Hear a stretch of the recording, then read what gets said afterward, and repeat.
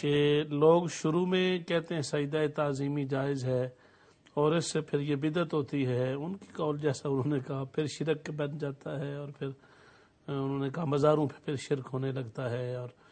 آج کل یوٹیوب پر بھی بہت سارے لوگ اپنے آپ کو لائنیں بنوا کے سجدے کروا رہے ہیں۔ بسم اللہ الرحمن الرحیم۔ ہمارے بھائی طارق صاحب نے جو سوال فرمایا ہے، اس میں اصل میں کچھ ایسے سوالات ہیں اور ایسے خیالات ہیں جو فیشن بن گئے ہیں، اور وہ بہتان اور تہمت کے زمرے میں آتے ہیں، اور یہ انہی فیشنی سوالات یا خیالات میں سے ایک ہے کہ لوگوں نے مسالک اور مشارب کے اوپر اس قسم کے حملے، اس قسم کے اٹیک اپنا وتیرہ بنا لیا ہے، اور اس میں کچھ لوگ ایسے بھی ہوتے ہیں جو عمدن یہ کام کرتے ہیں، کچھ سامن کرتے ہیں۔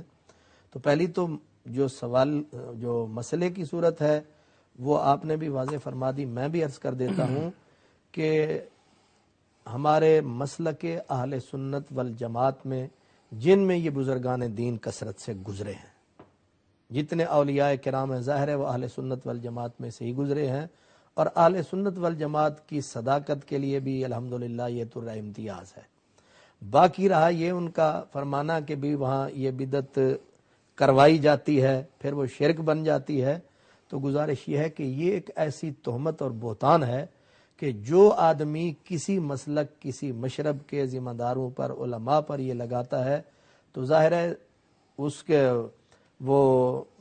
تہمت اور یہ جو بہتان اس نے لگایا ہے، اس کا تو وہ اللہ تبارک و تعالیٰ کو جواب دہ ہے۔ ورنہ اہل سنت والجماعت کا نظریہ، اہل سنت والجماعت کی جو سوچ جو ہے وہ وہی ہے جو آپ نے فرمائی ہے کہ اہل سنت کسی قسم کا سجدہ بھی اللہ کے سوا کسی شخص کے لیے جائز نہیں سمجھتے۔ پیر یا بزرگ تو رہے الگ، اللہ کے پیارے نبی صلی اللہ علیہ وسلم کی ذات کے لیے بھی اس چیز کا کوئی اللہ تبارک و تعالیٰ کا بندہ قائل نہیں ہے، اس طرف مائل نہیں ہے۔ اس لیے کسی نے اگر اہل سنت والجماعت کے ذمے یہ لگایا ہے تو یہ بہتان ہے، یہ تہمت ہے، اور وہ اس بات کا اللہ تبارک و تعالیٰ کی بارگاہ میں جواب دہ ہے۔ باقی رہا اگر کوئی جاہل آدمی یہ عمل کرتا ہے تو اس کا ذمہ دار نہ اہل سنت والجماعت ہے، نہ اہل سنت کے علماء ہیں۔ اہل سنت کے علماء جیسے آج ہم یہاں عرض کر رہے ہیں، ہر سٹیج کے اوپر وہ ببانگ دہل اس کی تردید کرتے ہیں، اور کر رہے ہیں، لکھ کر بھی کر رہے ہیں، زبان سے بھی کر رہے ہیں، اور آج امہ چینل پہ بھی کر رہے ہیں۔ الحمدللہ۔